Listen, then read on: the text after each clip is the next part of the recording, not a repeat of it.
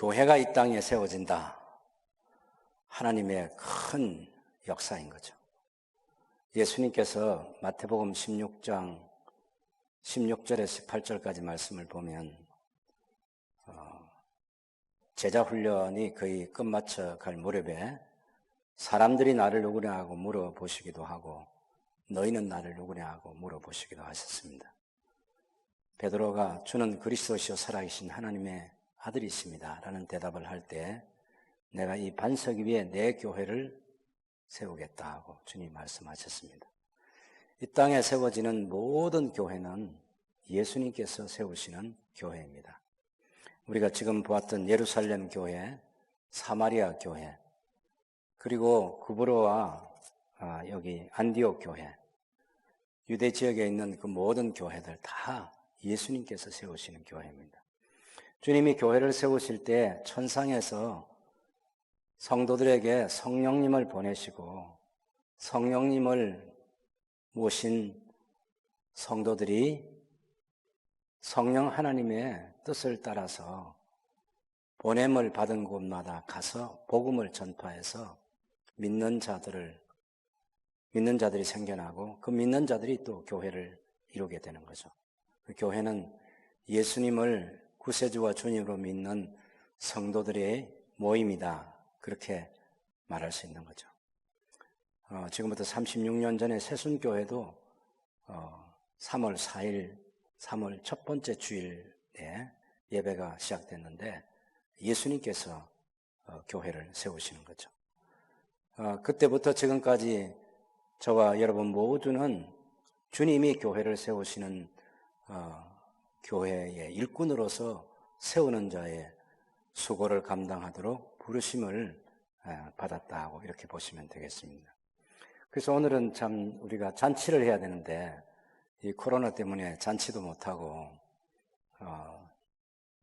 너무 이상해요. 제가 36번째 오늘 생일인데 처음으로 이렇게 어색한 것 같아요. 분위기가 국가적으로도 매우 참 어려운 그런 상황이고 또 예배가 중단된 그런 교회들도 많이 있고 이번 주에는 얼마인지 모르겠는데 지난주에는 12%가 한국교회 예배를 못 드렸다는 그런 통계가 있었습니다. 아마 이번 주에는 좀 더 많은 교회가 예배를 중단하지 않았을까 그런 생각을 합니다.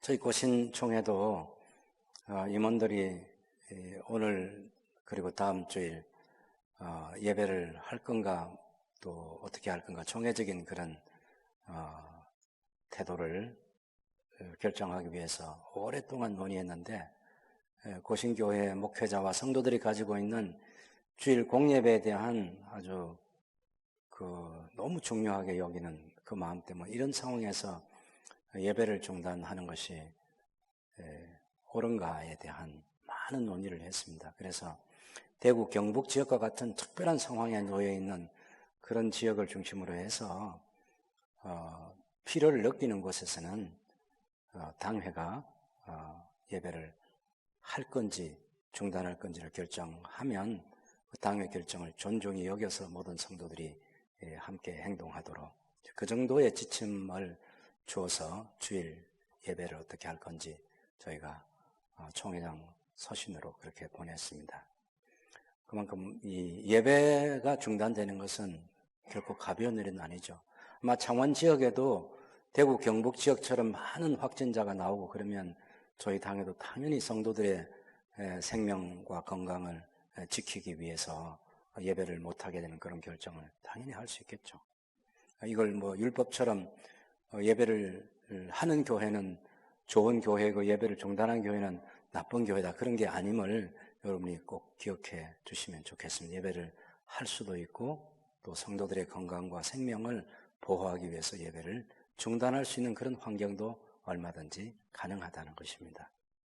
중요한 것은 오늘 이제 저희 새순교회로서는 36주년을 맞는 설립 기념주일인데 잔치 분위기가 아니고 여러분처럼 이렇게 마스크를 쓰고 교회사에 아마 이게 희귀한 일이 아닌가 하는 그런 생각이 드는데 어쨌든 오늘 그래도 우리가 하나님께 예배할 수 있는 기회를 얻게 돼서 감사드리지 않을 수 없습니다. 새순교회는 예수 그리스도께서 세우신 교회입니다. 우리가 읽었던 이 사도행전 13장에 나오는 이 안디옥 교회 또한 예수님께서 세우신 교회죠. 물론 이 안디옥 지역에 가서 복음을 전파하는 사람들은 있었습니다. 우리가 11장 19절 20절에 보면 그때 스데반의 일로 일어난 환란으로 말미암아 흩어진 자들이 베니게와 구브로와 안디옥까지 이르러 유대인에게만 말씀을 전하는데 그 중에 구브로와 구레네 몇 사람이 안디옥에 이르러 헬라인에게도 말하여 주 예수를 전파하니 주님의 손이 그들과 함께 하심에 수많은 사람들이 믿고 주께 돌아오더라. 이렇게 해서 안디옥 교회가 세워진 거죠. 예수님의 일꾼으로서 복음을 전하는 전도자들이 있었습니다. 그 전도자들이 복음을 전했고 그 전도를 받고 예수님을 믿게 되는 사람들이 있는데 그 믿는 사람들이 21절을 보면 11장 21절에 주의 손이 그들과 함께 하심에 수많은 사람들이 믿고 주님께 돌아오더라. 이렇게 되어 있는 거예요. 예수님께서 믿는 자들을 만드신 거죠. 그렇게 해서 그 믿는 자들이 교회 구성원이 될 때 우리는 안디옥 교회가 이 땅 역사 속에서 탄생하게 됐다. 이렇게 말하는 것입니다.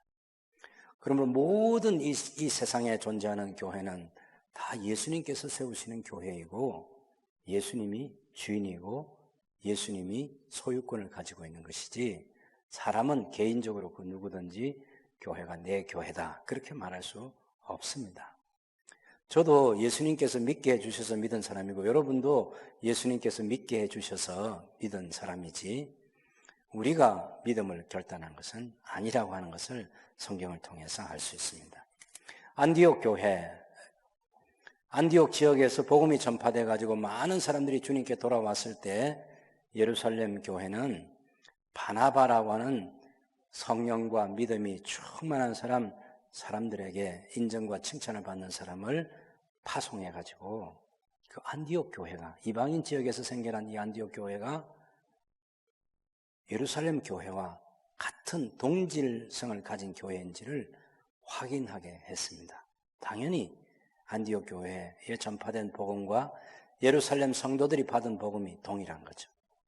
그렇게 해서 이 교회가 같은 교회라는 사실을 인식하게 됐고 바나바는 자기 혼자 사역을 하지 않고 그 길리기아 다소에서 고향에 머물고 있는 사울이라는 이 사도를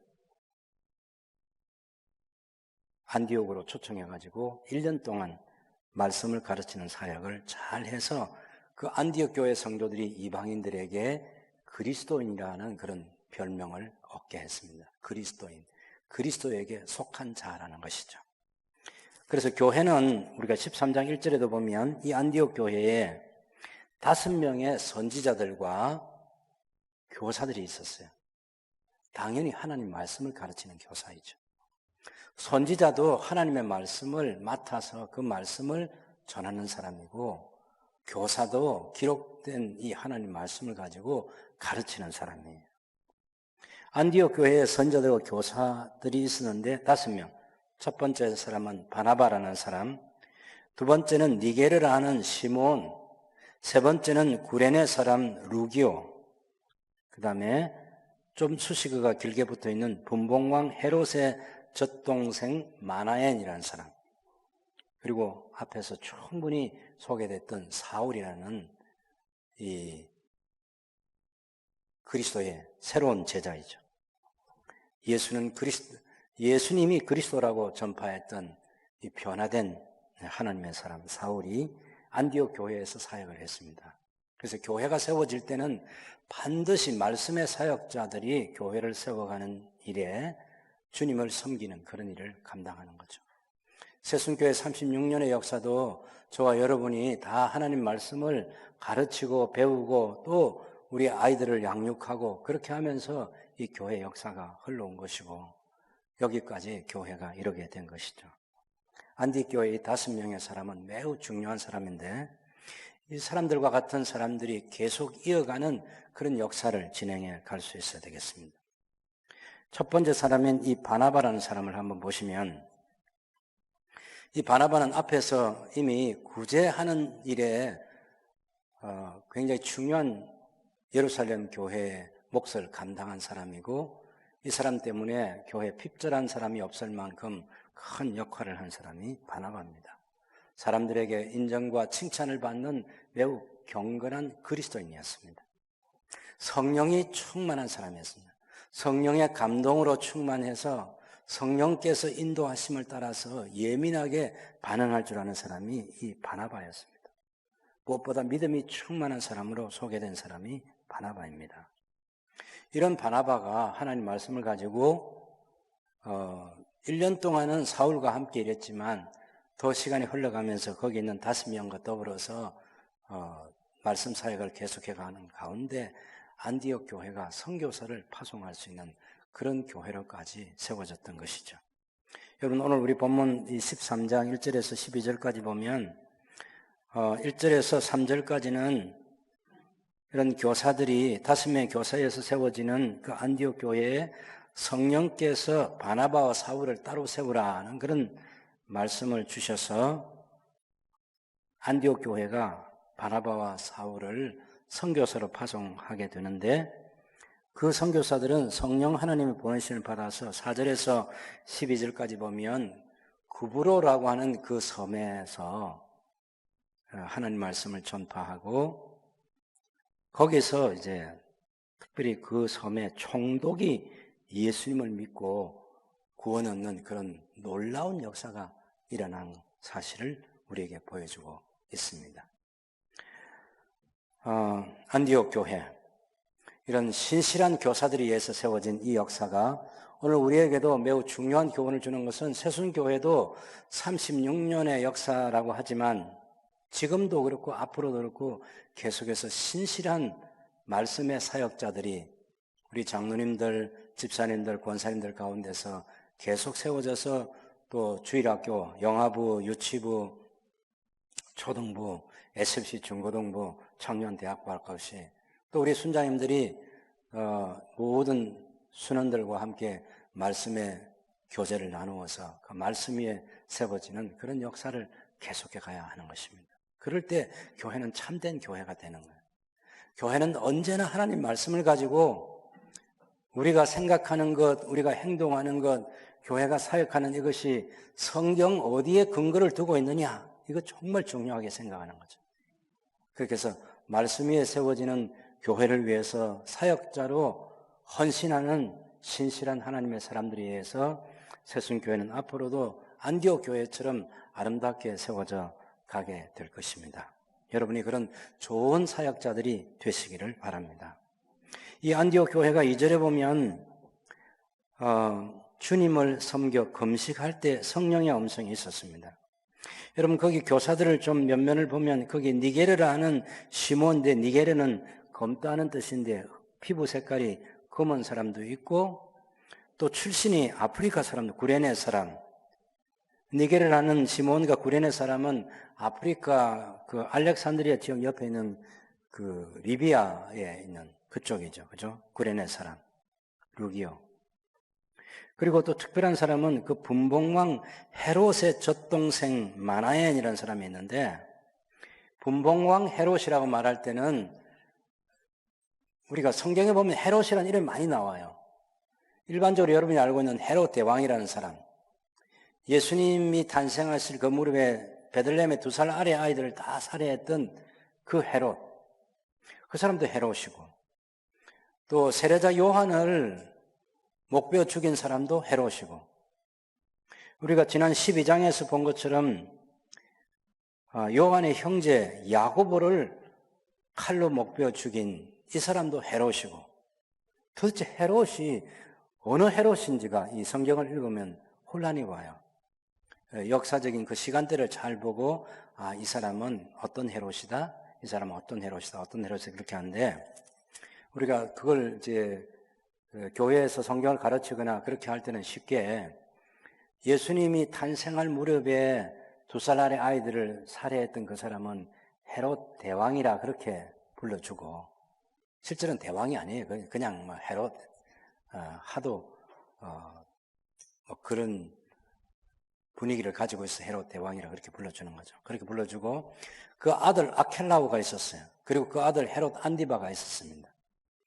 여기서 지금 말하는 분봉왕 헤롯은 헤롯 안디바를 말합니다. 세례 요한을 칼로 목베어 죽였던 바로 그 사람이고, 예수님이 빌라도에게 재판을 받을 때 빌라도가 예수님이 갈릴리 지역 사람인 줄 알고 이 분봉왕 헤롯에게 보내어서 빌라도와 헤롯이 친구가 되는 그런 역사가 있었는데, 바로 그때 예수님을 처형하는 그 시간에 관여했던 사람이 이 분봉왕 헤롯입니다.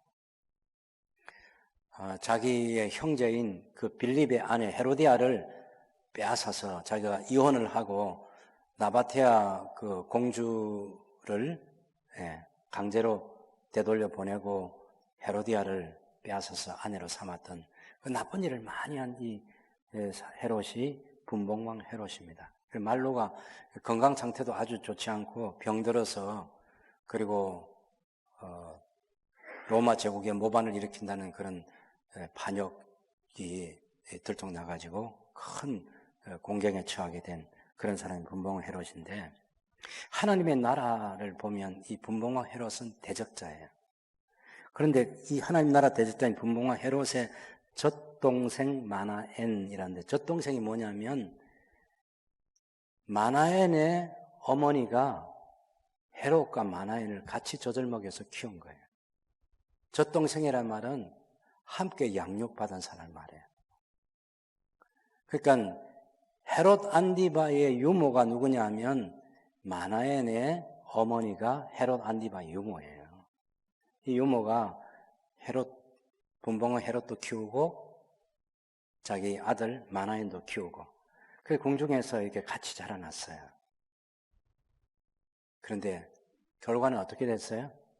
분봉왕 헤롯은 하나님 나라 대적자가 되고, 이 분봉왕 헤롯의 젖동생인 같이 양육받은 이 마나엔은 하나님의 나라를 위해서 봉사자가 되고 말씀의 사역자가 되고 안디옥 교회의 좋은 성경 교사가 되고 헌신했던 사람입니다. 여러분이 젖을 먹고 자란 여러분의 아들, 딸이 어디에 노출이 되고 무엇을 듣고 무엇을 만나고 그것을 따라서 사람이 어떤 사람이 되는지가 결정이 되는 거예요. 이 분봉왕 헤롯은 자기 아버지의 뒤를 이어서 세상적인 권력을 가지고 하나님의 나라를 대적하는 그런 악한 왕이 됐습니다. 그러나 함께 자란 이 분봉 헤롯의 젖동생인 이 마나에는 하나님의 복음을 위해서 헌신하는 그런 귀한 사람이 된 거죠. 여러분이 하나님 말씀을 가까이 하고 여러분 예배를 소중히 여기고 여러분이 하나님 나라를 위해서 헌신하는 것을 보면 여러분의 자녀들이, 여러분의 아들, 딸들이 그것을 본받아서 하나님의 왕국을 위해서 귀하게 헌신하는 사람들이 될 줄 믿습니다. 그런 분위기를 만들어 가야 되는 거죠. 사울 같은 사람 얼마나 자기 삶을 완전히 그리스도에게 바쳐서 새로운 삶을 살기로 결단했던 이 사울이 또한 안디옥 교회를 잘 섬기고 봉사하는 그런 사람이 된 거죠. 이 모든 것들을 가르치고 봉사하는 것, 그리고 하나님께 예배하는 것, 이런 모든 것을 다 합쳐서 주님을 섬겼다라는 그런 표현을 사용할 수 있겠습니다. 이 섬긴다는 이 말은 국가에 봉사하거나 사회적인 봉사를 하거나 또한 구약시대의 제사장들과 레위인들이 성막을 중심으로 봉사하거나 하나님께 예배하는 그 모든 것들이 다 그런 것들을 다 함축하는 말이 이 섬긴다는 말이에요. 주님을 그렇게 섬기는 거죠. 그래서 다른 성경에 보면 이 주님을 예배했다는 그런 말들로 번역을 하고 있습니다. 거기 13장 2절을 보면 공동 번역과 또 표준 새 번역에 보면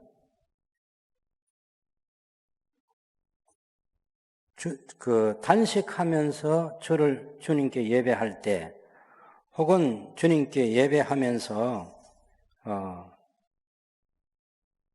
표준 세번역에는 주님께 예배하며 금식하고 있을 때에 성령이 그들에게 말씀하셨다. 너희는 나를 위해서 바나바와 사울을 따로 세우라. 내가 그들에게 맡기려 하는 일이 있다. 이렇게 표준 세번역에 번역되어 있고, 공동 번역에는 그들이 단식을 하며 주님께 예배드리고 있을 때에 성령께서 바나바와 사울을 따로 세우라. 내가 그들에게 맡기기로 정해놓은 일이 있다 하고 말씀하셨다. 이렇게 번역이 되어 있어요. 그래서 이것들을 보면 결국 우리가 2절 말씀 보면 주님을 섬기는 그 모든 일이 하나님의 교회에서 예배하는 것과 관계가 있다는 사실을 알 수 있고, 예배하면서 또 다른 교회를 하나님 나라를 위해서 봉사하는 그 모든 것들이 다 담긴 내용이라고 보시면 되겠죠. 금식한다는 것은 하나님께 집중하는 것입니다. 하나님의 은혜를 간구하고 하나님의 영광을 드러내기 위해서 그 시대 주님의 이 교회가 교회다워지는 그 일을 위해서 주님을 섬기고 주님께 예배하고 금식할 때 그때 성령께서 말씀하셨어요. 무슨 말씀을 하죠? 내가 불러시키는 일을 위하여 바나바와 사울을 따로 세우라.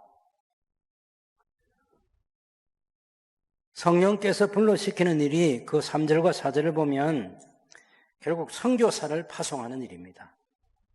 이 사울과 이 바나바를 선교사로 파송하는 일이 성령께서 지금 불러시키는 일이에요.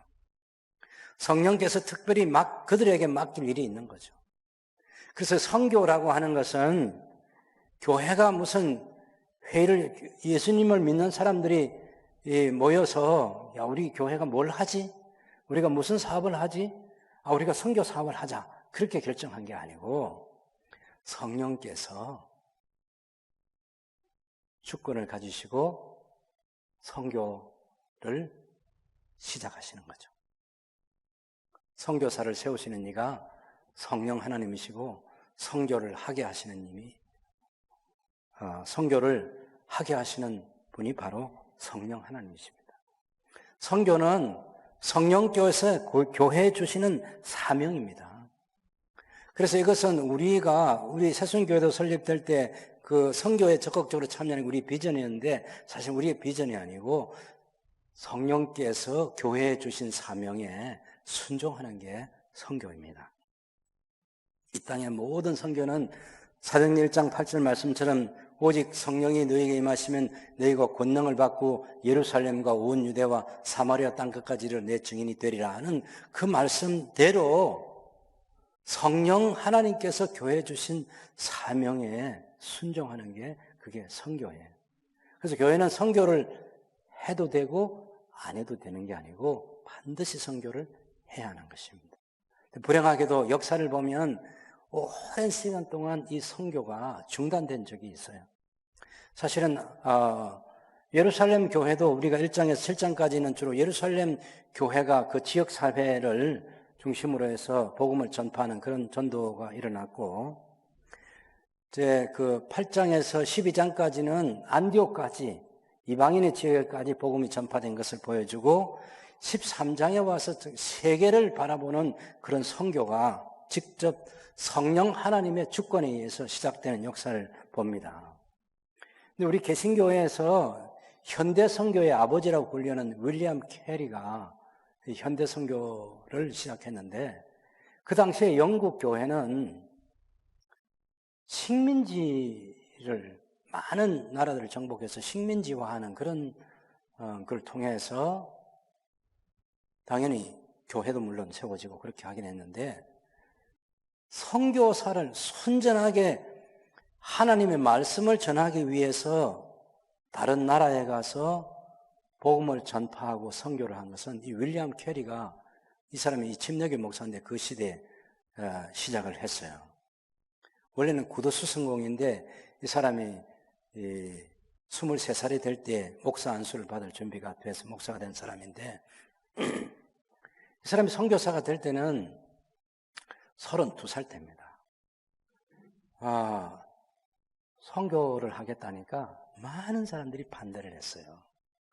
왜냐하면 예수 믿을 사람은, 하나님께서 택하신 사람은 당신처럼 선교를 안 해도 하나님께서 믿게 하실 거다. 그리고 윌리엄 캐리가 가지고 있는 그 출신 배경이 구두수 성공이잖아요. 사람들이 비웃고 조롱하고 선교를 못하게 말렸습니다.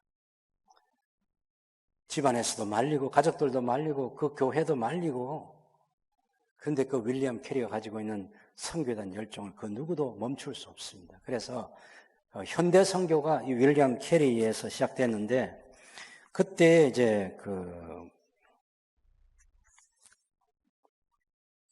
1793년이죠. 캐리가 32살 되던 해에 인도 선교사로 가기로 결단을 하고, 인도 선교 역사에 큰 획을 긋고, 이 인도뿐만 아니라 세계 선교 역사에, 현대 선교, 지금 우리가 선교사를 교회가 파송하고 선교사는 전 세계 흩어져서 복음을 전하는 이 현대 선교의 시작을 윌리엄 캐리가 했다. 그렇게 할 만큼 그 공적을 남긴 사람이 윌리엄 캐리인데, 1793년.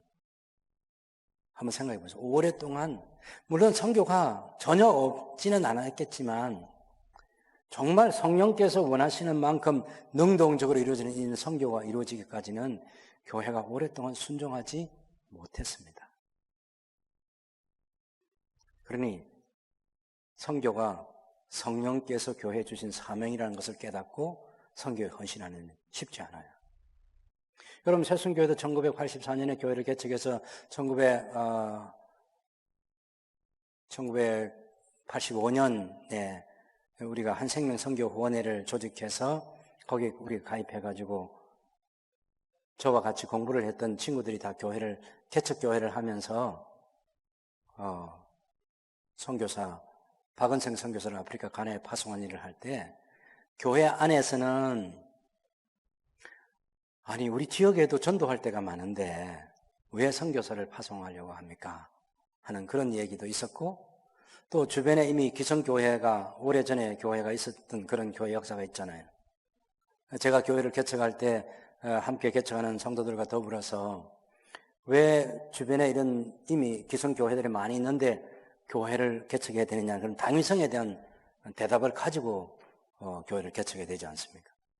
그때 한 생명, 예수님의 생명을 가진 공동체, 제자 훈련을 통한 지속적인 성장, 선교에 적극적으로 참여하는 교회, 이런 비전을 가지고 하는데, 그런 이미 오래전부터 세워졌던 그런 교회들에서 이제 개척교회하는 교회가 선교사를 파송하는 일에 헌신하려고 할 때, 아니, 자립도 안 된 상태에서 무슨 교회를 선교에 참여하는, 선교를 하느냐고. 그런 사람들도 있어요. 그 정도 시각이 있었어요. 왜냐하면 아직도 그때 저희 고신교회가 한 2-3명 정도의 선교사를 파송할 때이기 때문에 아직 선교가 적극적으로 안 됐습니다. 그런데 저와 함께 새순교회를 설립하는 일에 동참했던 형제 자매들이 이 사도행전에 있는 이 교회를 공부하고, 로마서에 있는 교회를 공부하고, 에베소에 있는 교회를 공부하고, 그런 교회를 공부하면서 당연히 선교는 모든 교회가 하나님 명령에 순종해서 해야 되는 일이다 하는 것을 깨닫고 헌신하게 됐던 거죠. 선교는 성령께서 교회에 주신 사명입니다. 교회는 그것에 순종하는 거죠. 여기 여러분 선교사의 소속을 한번 보십시오. 여러분 거기 잘 보시면 그 2절 말씀에 주를 섬겨 금식할 때 성령이 이르시되 내가 불러 시키는 일을 위하여 바나바와 사울을 따로 세우라 할 때 거기 빠진 단어가 하나 있어요. 헬라어로 모이라는 단어인데 내게 따로 세우라. 성령 하나님께 따로 세우라. 그렇게 얘기하는 거예요. 선교사 소속이 선교사를 파송하는 기관에 소속이 돼 있죠. 이를테면 우리 박석조 선교사님도 처음 파송될 때는 기아대책 선교사로 파송되었고, 지난 2월 19일 날은 고신총회 선교사로 재파송됐지 않습니까? 당연히 거기에 소속된 선교사이죠. 근데 제일 첫 번째 선교사를 파송할 때 성령 하나님께서는 그 바울과 바나바를 내게 따로 세우라 하고, 성령님 당신께 따로 세우라. 성령께서 맡기실 일이 있다. 이렇게 말씀하시는 거죠. 그 모든 선교사의 근원적인 소속은 선교사를 파송하는 기관이 아니고 선교사를 파송하시는 성령 하나님께 소속되어 있다는 이 사실을 선교사를 파송하는 교회나 파송받는 선교사가 똑같이 생각해야 됩니다.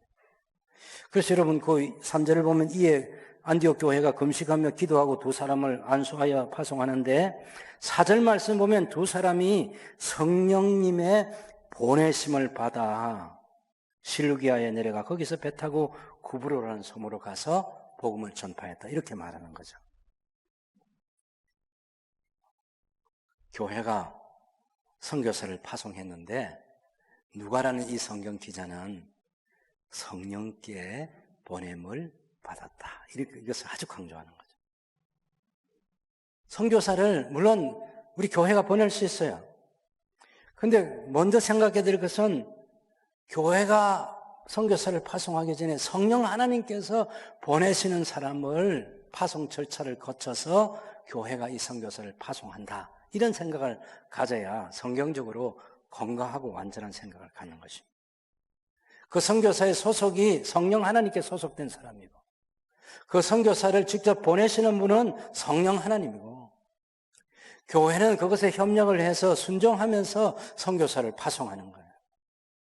그래서 오늘 새순교회 설립 36주년을 맞으면서 우리 모든 성도들이 저와 함께 새순교회가 가지고 있는 세 가지 설립 비전 가운데 예수님의 생명을 가진 공동체, 제자 훈련을 통한 지속적인 성장, 교회 선교사를 파송하는 일에 적극적으로 참여하는 것. 이것 할 때 오늘 이 사도행전 13장 말씀을 통해서 지금까지도 그런 생각을 가지고 왔고 앞으로도 이 생각을 변함없이 가지고 선교사를 파송하는 교회로서의 우리가 성령 하나님께 순종하는 교회로 세워져 가야 되는데 저와 여러분이 함께 해야 된다는 사실을 마음 깊이 새깁시다. 너무나 소중한 것입니다. 교회를 세우신 목적이 이 일을 통해서 주님이 교회를 세우시는 거죠. 천상에 계신 예수님께서 지금 이 사도행전을 통해서 얼마나 열심히 일하시는지를 볼 수 있습니다. 천상에 계신 예수님께서 서대반의 순교에 제물로 바쳐지는 그 순교를 예수님께서 기쁘게 받으셨습니다. 천상에 계신 예수님께서 계속해서 성령님을 보내시고 또 때로는 예수님께 직접 나타나셔서 사도 사울을 핍박자 사울을 당신의 사도로 삼으시는 그런 일도 하셨습니다. 교회를 동원해서 복음을 온 세상에 전파하는 일에 우리 주님께서 열심히 일하셨습니다. 우리 주님의 보냄을 받은 성령 하나님께서 교회 가운데 직접적으로 역사하시는 거죠. 교회가 하나님 말씀에 가르침을 받고 교회가 주님을 섬겨 금식하고 예배하고 주님을 기쁘시게 하기 위해서 주님께 집중할 때 선교사를 파송하는 새로운 역사를 시작하셨던 것입니다. 안디옥 교회, 지금까지는 예루살렘 교회가 중심이 돼서 복음 전파 역사를 감당하는데 이제부터는 안디옥 교회가 중심이 되어가지고 사도 바울과 바나바 제1차 전도여행, 두 번째는 바나바 바울이 나눠졌지만 제2차 전도여행, 제3차 전도여행 이 모든 전도 여행의 주도적인 역할을 했던 교회가 안디옥 교회입니다. 이 교회가 하나님께 이렇게 아름답게 쓰임받던 거죠. 여러분 이 세상에 세워지는 하나인 교회는 그렇게 소중한 것입니다. 여러분 이 교회가 선교사를 위해서 하는 일을 잘 보십시오. 3절에 보면 이에 금식하며 기도하고 두 사람에게 안수하여 보내니라. 여러분 선교사는요 어떻게 준비되어야 있어야 되냐면 하나님의 말씀을 전파할 준비가 되어 있어야 돼요. 이 선교사에게 필요한 자질은 첫 번째는 사명감입니다. 예수님께서 너희는 가서 모든 족속으로 내 제자를 삼으라고 말씀하신 그 주님의 말씀에 순종하는 사명감을 가지고 있어야 돼요. 선교사는. 물론 선교사는 자신이 성령 하나님께 소속되어 있다는 사실도 잊지 말아야 되죠. 그리고 이 선교사는 바나바와 사울처럼 하나님의 말씀을 가지고 하나님의 나라를 전파할 수 있는 준비가 되어 있어야 됩니다. 교회가 선교사를 준비시켜주는 일에 준비의 그 과정을 길게 갖는 것은 굉장히 중요합니다. 지금은 언어가